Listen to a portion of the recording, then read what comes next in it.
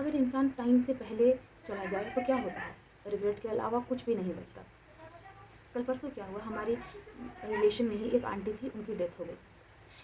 वो अच्छे फैमिली से थी, ऐसा नहीं था कि उनकी बीमारी के लिए वो उनकी ट्रीटमेंट नहीं करा सकते थे, गरीब थे तो ट्रीटमेंट नहीं हो सकता था, इस वजह से चली गई, ऐसी कोई बात नहीं थी।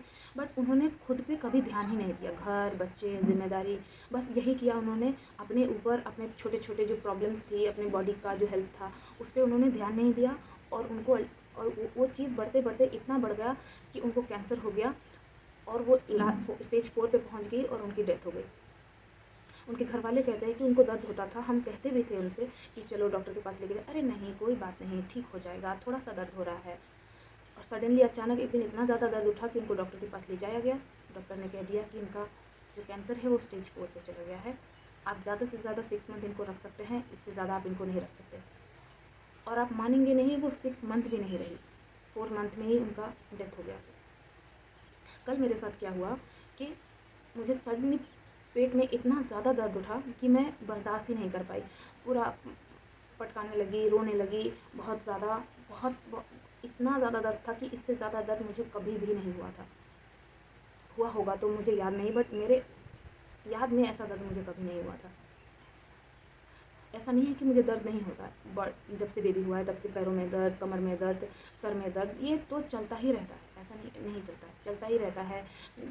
पेट में कुछ हो गया, कोई प्रॉब्लम हो गया, आज हाथ दर्द हो रहा है, कल कुछ दर्द हो रहा है, परसों कुछ दर्द हो रहा है, ऐसा हमेशा ही चलता रहता है। बट इतना ज़्यादा दर्द नहीं हो रहा था। मैं पूरे टाइम भगवान जी से ये, प्लीज़ भगवान जी प्लीज़ मुझे इतनी जल्दी मत लेके जाना, प्लीज़ भगवान जी मुझे इतनी जल्दी मत लेके जाना, मैं पूरे टाइम यही भगवान जी से कहती रही। तब मेरे दिमाग में ये बात चली कि क्या होगा अगर आज हम मर गए तो, क्या होगा आज अगर भगवान जी हमको अपने पास लेके चले गए तो, या क्या हुआ अगर ये दर्द ऐसा दर्द हो जो कोई बड़ा हो, कल के दिन में कुछ बड़ा निकल जाए। और मेरी जैसी लड़की जो सपनों से भरी हुई, इतनी सारी हॉबीज़ है मेरे पास, लेकिन आज शादी को 10 साल हो गए, मैंने कुछ भी नहीं किया, सब कुछ पीछे छोड़ दिया है। ऐसा नहीं है कि मैं दुखी हूँ, ऐसी कोई बात नहीं है, मैं दुखी नहीं हूँ, लेकिन मैं खुश भी नहीं हूँ। बहुत टाइम से ये चीज़ चलती आ रही थी कि सर पता नहीं, बैठे बैठे रोना आ जा रहा है, बैठे बैठे गुस्सा आ जा रहा है, कुछ समझ में नहीं आ रहा है क्यों हो रहा है ये सब, कुछ काम करने का मन नहीं कर रहा है, कुछ भी मन नहीं हो रहा है, क्यों हो रहा था, क्यों हो रहा है, क्या हो रहा है, समझ नहीं आ रहा है। बिना मतलब का झगड़ा करने का मन कर रहा है अपने हस्बैंड के साथ। दूसरों के साथ मैं उतना झगड़ा नहीं करती, लेकिन इनके साथ ही मैं इतना मन करता है कि झगड़ूँ। हर प्रॉब्लम, छोटी से छोटी प्रॉब्लम हो रही है, उनको बड़ा से बड़ा ये कर देना, अपने बच्चे को डांट देना, ये सब चीज़ कंटिन्यूसली मेरे दिमाग में चल रही। पहले तो ये चीज़ें रियलाइज़ नहीं हुई मुझे, बट अब धीरे धीरे ये बातें रियलाइज़ हो रही है कि शायद ये सब चीज़ इसी वजह से हो रही है क्योंकि मैं बहुत ज़्यादा टाइम अपने फ़ोन पे और अपने घर के चीज़ों पे ही अपना टाइम बिता रही हूँ। खुद पे, अपने लिए, अपने मेंटल हेल्थ के लिए, अपने फिज़िकल हेल्थ के लिए मैं कुछ भी नहीं कर रही। शायद ये सब इसी वजह से हो रहा है।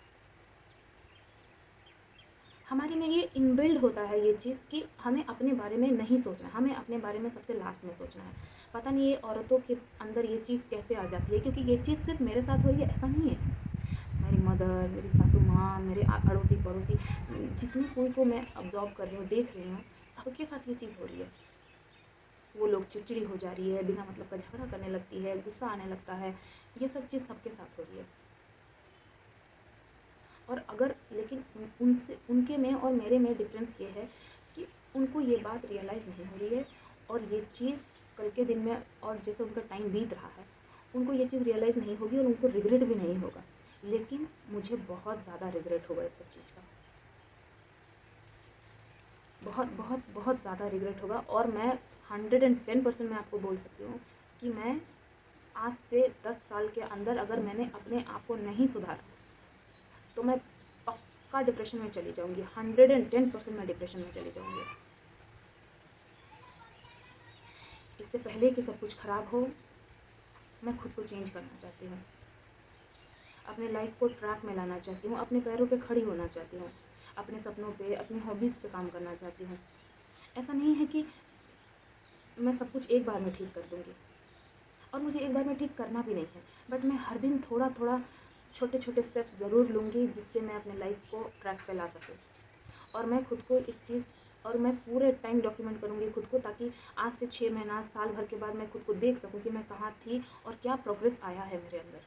मैं ये वीडियो भी इसीलिए बना रही हूँ क्योंकि मैं खुद को देखना चाहती हूँ कि मैं क्या सोचती थी।